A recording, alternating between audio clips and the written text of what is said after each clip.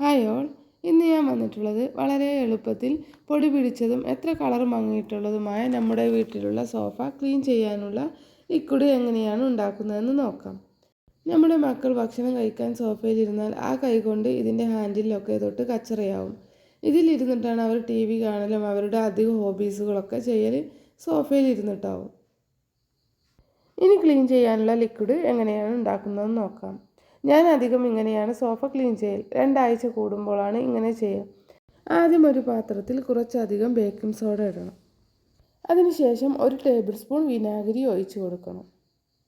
എന്നിട്ട് നല്ലൊരു സ്മെല്ലിന് വേണ്ടിയിട്ട് ഏതെങ്കിലും ഒരു ഷാമ്പു മതി. ഷാമ്പു കുറേ അധികം ഒന്നും വേണ്ട, ഭയങ്കര പതയായി പോകും. മൈൽഡായിട്ടുള്ള ഏതെങ്കിലും ഒരു ഷാമ്പു മതി. ഇനി ഇതിലോട്ട് ഇളം ചൂടുള്ള വെള്ളം ഒഴിച്ചു കൊടുക്കണം. ഇതെല്ലാം കൂടി നല്ലതുപോലെ ഒന്ന് മിക്സ് ചെയ്തെടുക്കാം. നല്ലൊരു സ്മെല്ലിന് വേണ്ടി ഡെറ്റോളിൻ്റെ ലിക്വിഡും ഒഴിച്ചു കൊടുക്കാം. ഇത് നിർബന്ധമൊന്നുമില്ല. ഇതെല്ലാം കൂടി മിക്സ് ആക്കിയിട്ട് ഇതുപോലെ ഒരു ലിഡ് എടുക്കണം. ലിഡ് എടുക്കുമ്പോൾ നല്ല ഉറപ്പുള്ളത് എടുക്കണം. ഇതുപോലെ ഗ്ലാസിൻ്റേത് വേണമെന്നില്ല, സ്റ്റീലിൻ്റെതായാലും മതി. ഈ ഒരു ഷേപ്പിലുള്ളത് എടുക്കണം. എന്നിട്ട് നല്ല ഒരു കോട്ടൻ്റെ ക്ലോത്ത് അല്ലെങ്കിൽ ക്ലീനിങ്ങിന് യൂസ് ചെയ്യുന്ന ക്ലോത്ത് എടുക്കണം. പോളിസ്റ്റർ ക്ലോത്ത് എടുക്കരുത്. എന്നിട്ട് ഇതുപോലെ നല്ല ടൈറ്റായിട്ട് ഈ ഒരു സൊല്യൂഷനിൽ മുക്കിയെടുക്കണം. ഇതുപോലെ തുണി കെട്ടിയിട്ട് ഈ സൊല്യൂഷനിൽ മുക്കിയെടുത്ത് കുറച്ച് നനവ് കൂട്ടിയിട്ടാണ് ക്ലീൻ ആക്കേണ്ടത്.